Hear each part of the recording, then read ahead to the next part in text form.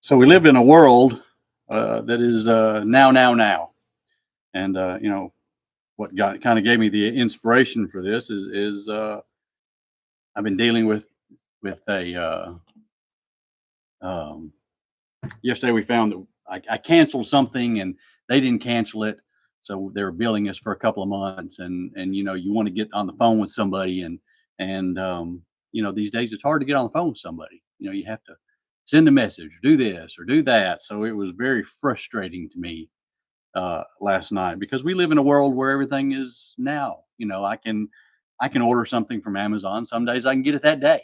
I can get it in 2 days. If I've got to wait a couple of days, I feel like it's an eternity. I shouldn't have to wait. And the same thing with fast food or going to pick up something to eat. Or I thought about the idea of microwave. I remember when we got our first microwave when I was a kid. You used to have to heat that oven up, and then you'd have to wait. Wait 15, 20 minutes for the oven to heat up, and then it'd take 30 or 45 minutes to cook it in the oven. And now it's, I don't know, a minute and a half, and you can't eat it. It's so hot. But that's the kind of world we live in now. And there's kind of an example of that in Exodus. And we're going to go to Exodus 32, 1 through 8. I'm going to read that real quick. I know that's probably too small for you, but you can read along in your Bible if you like. This is New King James Version. It says, "Now when the people saw that Moses delayed coming down from the mountain, the people gathered together to Aaron and said to him, 'Come, make us gods that shall go before us. For as for this Moses, the man who brought us up out of the land of Egypt, we do not know what has become of him.' And Aaron said to him, 'Break the golden earrings which are in the ears of your wives, your sons, and your daughters, and bring them to me.' So all the people broke off the golden earrings which were in their ears and brought them to Aaron. And he received the gold from their hand, and he fashioned it with an engraving tool and made a molded calf. Then he said, 'This is your God, O Israel, that brought you out of the land of Egypt.' So when Aaron saw it, he built an altar before it, and Aaron made a proclamation and said, 'Tomorrow is a feast to the Lord.' Then they rose early in the next day, offered burnt offerings, and brought peace offerings. And the people sat down to eat and drink and rose up to play. And the Lord said to Moses, 'Go, get down, for your people, whom you brought out of the land of Egypt, have corrupted themselves. They have turned aside quickly out of the way which I commanded them. They have made themselves a molded calf and worshipped it and sacrificed to it and said, This is your God, O Israel, that brought you out of the land of Egypt.'" Um, So we can see that man here has an impulse or desire for that instant gratification. In this case, Moses was up on that mountain, and in Exodus 32, 1, it says he was delayed up on the mountain. And in Exodus 24, 18, it says he was up there 40 days and 40 nights. And the people were restless, and they lost sight of what they'd just gone through. Leaving Egypt and all the hardships that they had to deal with. They lost sight. And then I started thinking, 40 days. If I had to order something and it took 40 days to get here, how discouraging. Or if I had to wait 40 days to get something accomplished, how hard it would it be. So I see how easy it was for them to lose sight. How they, you know, lost focus and said, we got to have something now. Aaron, you got to do something. Because men are impatient, and I think they're more impatient now than they ever have been. There's no doubt about it. And in Proverbs 14:29, this is the NIV, it says, "Whoever is patient has great understanding, but one who is quick tempered displays folly."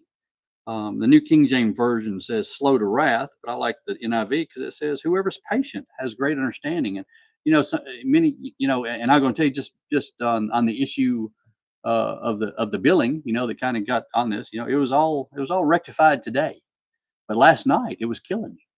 I'm so impatient, and I want things done and completed. I wish I could just pick up a phone and explain it and be done, because that's kind of how my work is at the hospital. There's a problem, you fix it. But sometimes we don't need to be so impatient. We need to realize that you know this is not the end of the world. We're going to get through this, and not lose sight of the big picture. But I had a little difficulty with that last night, but it worked out. Man also has a desire to please others, and we could see that. Aaron, he didn't want the people mad at him, you know, or fighting amongst themselves, because I think, that doesn't say that that was going to happen, but, they get all riled up and, start changing the ideas. And, this guy goes against that guy and this guy has an idea, that may have happened. And, Aaron's got, and I don't know this either, but, Aaron he was placed in charge and he didn't want to let Moses down, so he had a job to do. And he was like, well, if I can just keep the people happy, he's wanted to please the people. That's what he wanted to do. He had that desire to please others, and then he had lost sight too. Knowing what he did was wrong, and then lying about it later. How it all came about, that's a whole different story. But in Romans 12:2 it says, "And do not be conformed to this world, but be transformed by the renewing of your mind, that you may prove what is that good and acceptable and perfect will of God."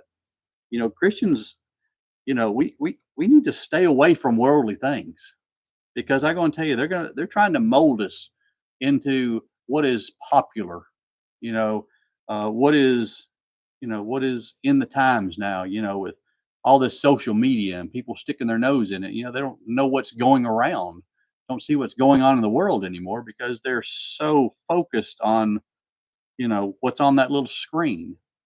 I think I get a little blip every Sunday morning, usually before church, that tells me how much screen time I had on my phone. And it's usually about an hour and a half or 2 hours a day. And I'm thinking, of course, I work on my phone too. But I'm thinking, there's probably, probably an hour of that, or 45 minutes of it that I'm just sitting there just scrolling, lost in the YouTube, you know, dead zone. You catch one thing and you catch another, and what wasted time that is. Um, but Aaron in this situation was giving into the pressures of his world, his world at his particular time, and we have different pressures that we have to deal with.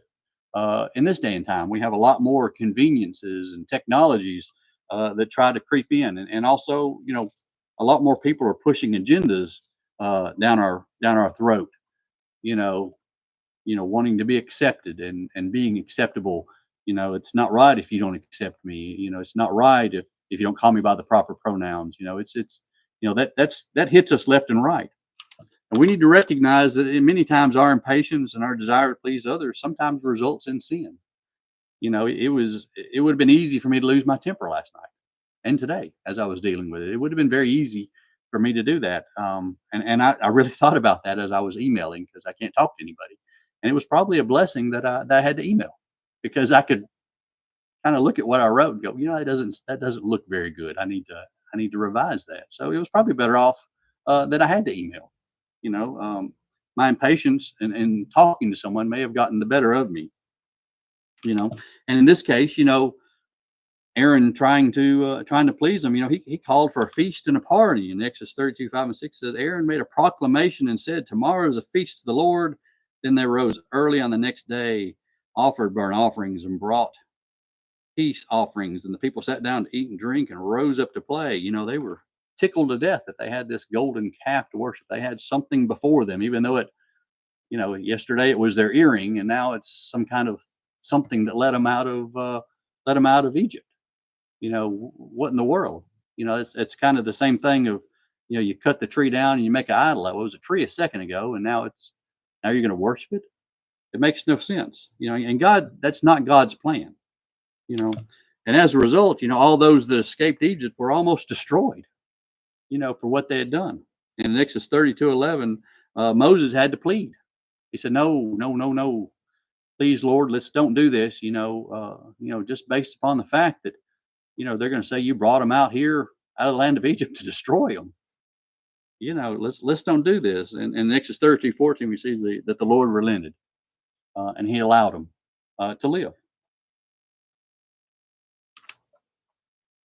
And in Colossians 3:5, it says, therefore put to death your members which are on the earth, fornication, uncleanliness, passion, evil desire, covetousness, which is idolatry. And I'm going to tell you, it doesn't have to be as obvious as a golden calf, because I don't see any golden calves around here, but we got a lot of people worshiping different idols. There's a list of them: fornication, uncleanliness, passion, evil desire, and covetousness. Those are the same idols. it's not as obvious as that golden calf, but it'll creep into your life. And we can't fool ourselves, because I'm going to tell you, the devil wants that to creep in. He wants you to think about those things and make them attractive to you. That's his goal. It's his goal for those people sitting in here tonight. Those people that aren't worshiping the Lord or having Bible study tonight. It's easy. He's probably already got them in a certain direction, and he's pleased with that. But we're here worshiping and singing and praying. He wants us bad.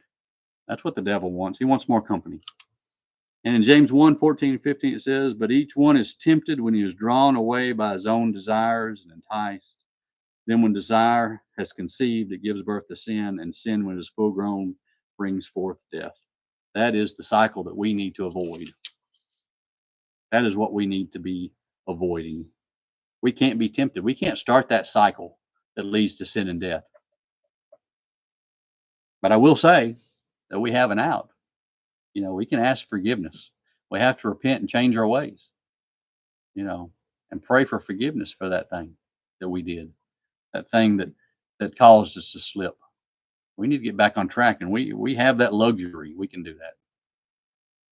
I appreciate you listening. If there is anybody here tonight that is in need of prayers or anything else we can do for you, we ask that you don't hesitate. Don't wait another moment. Come forward while we stand and sing the songs. The voice of